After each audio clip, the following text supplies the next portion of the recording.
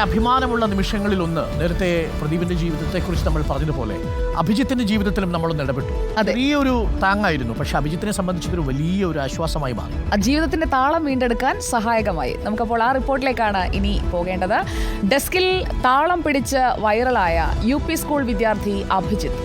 സമൂഹ മാധ്യമങ്ങളിൽ അഭിജിത്തിന്റെ പാട്ടിനെ പ്രശംസ കൊണ്ട് മൂടിയവർ അനേകമാണ്. റിപ്പോർട്ടർ സംഘം വയനാട്ടിലുള്ള അഭിജിത്തിന്റെ വീട്ടിലേക്ക് പോയി. അവിടെ കണ്ട കാഴ്ചകൾ ഞങ്ങളുടെ വാർത്താസംഘത്തിന്റെ കണ്ണ് നനയിക്കുന്നതായിരുന്നു. ടാർപോളിൻ കൊണ്ട് മറച്ച് ചാക്കുകൾ ഉപയോഗിച്ച് നിർമ്മിച്ച ഒരു കുടിൽ, അവിടെ മഴയും വെയിലും ഏറ്റു കഴിയുന്ന ഒരു കുടുംബം. ഒരു നല്ല വീടിനായുള്ള ശ്രമം അവിടെ തുടങ്ങുകയായിരുന്നു. അഭിജിത്തിന്റെ സ്വപ്നം അങ്ങനെ യാഥാർത്ഥ്യമായി. ആ കഥ നമുക്കൊന്ന് കണ്ടുവരാം.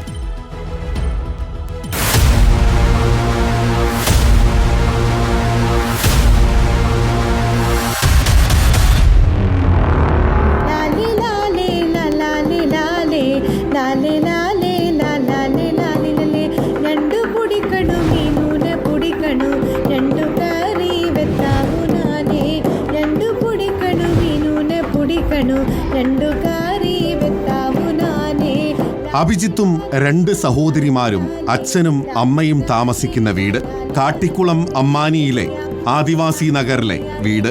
പ്രാഥമിക ആവശ്യങ്ങൾക്കുള്ള സൗകര്യം പോലുമില്ല.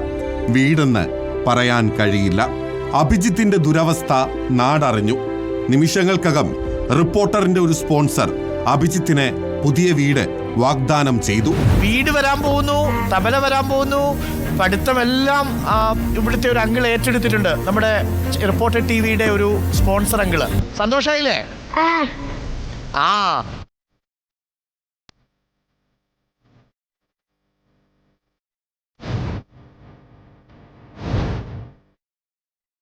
പിന്നെയെല്ലാം വേഗത്തിലായിരുന്നു. മാസങ്ങൾക്കുള്ളിൽ തന്നെ അഭിജിത്തിന് വീടൊരുങ്ങി. നവംബർ 23-ന് റിപ്പോർട്ടർ കുടുംബാംഗങ്ങളും മലബാർ TMT ഗ്രൂപ്പ് പ്രതിനിധികളായ ഷെരീഫും ഷുക്കൂറും ചേർന്ന് സ്വപ്നഭവനത്തിന്റെ താക്കോൽ കൈമാറി. Reporter TV managing director and managing editor Anto അഗസ്റ്റിന്റെ ജന്മദിനമായിരുന്നു അന്ന്. മലബാർ TMT പ്രതിനിധികൾ, നമ്മളുടെ vice chairman, managing editor and president.